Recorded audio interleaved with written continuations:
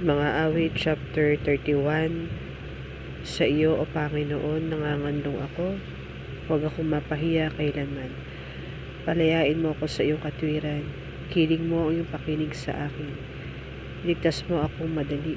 Maging matibay na kanlungan ka nawa sa akin. Bahay na sanggalangan upang iligtas ako, sapagkat ikaw ang aking malaking bato at ang aking kuta. Alang-alang nga sa iyong pangalan ay pangunahan mo ako, at patnubayan mo ako. Hugutin mo ako sa silo na kanilang inilagay na lihim ukol sa akin, sapagkat ikaw ang aking katibayan. Sa iyong kamay ay inihabilin ko ang aking diwa. Iyong tinubos ako, O Panginoon. Ikaw na Diyos ng katotohanan.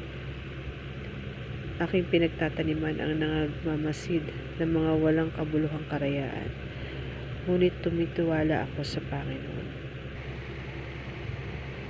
Ako'y matutuwa at magagalak sa iyong kagandahang loob, sapagkat iyong nakita ang aking kadalamhatian.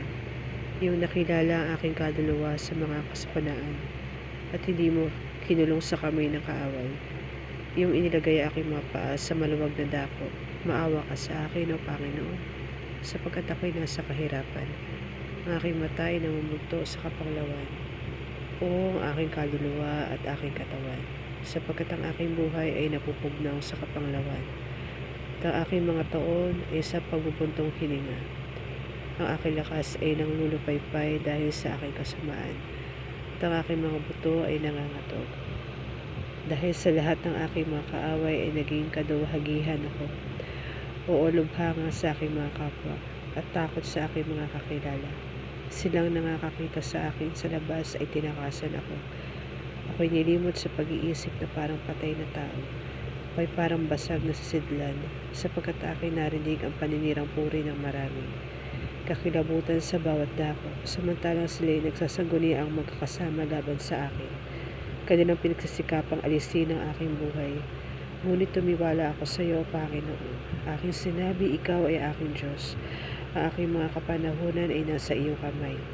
Ligtas mo ako sa kamay ng aking mga kaaway at sa mga nagsisiusik sa akin.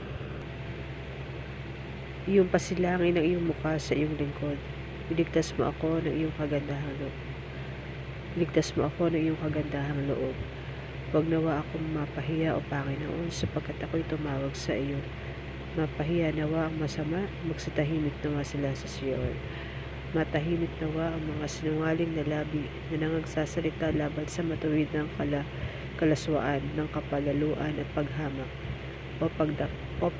o pagkadakila ng iyong kabutihan, na iyong iningatan para sa kanila na nangatatakot sa iyo, na iyong ginawa sa kanila na nagsisipagkanong sa iyo sa harap ng mga anak ng mga tao. Sa lihim ng iyong harapan na iyong ikukubli sila sa mga banta ng mga tao. Iyong iingatan silang lihim sa kulandong mula sa mga talas ng mga dila.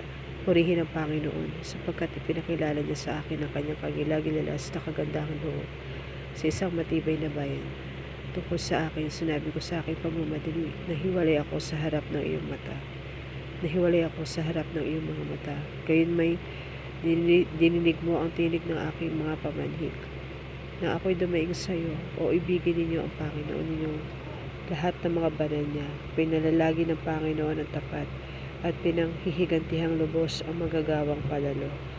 Kayo'y mga kalakas at mga daratapang ang inyong puso, kayong lahat na nagsisiasa sa Panginoon. Amen.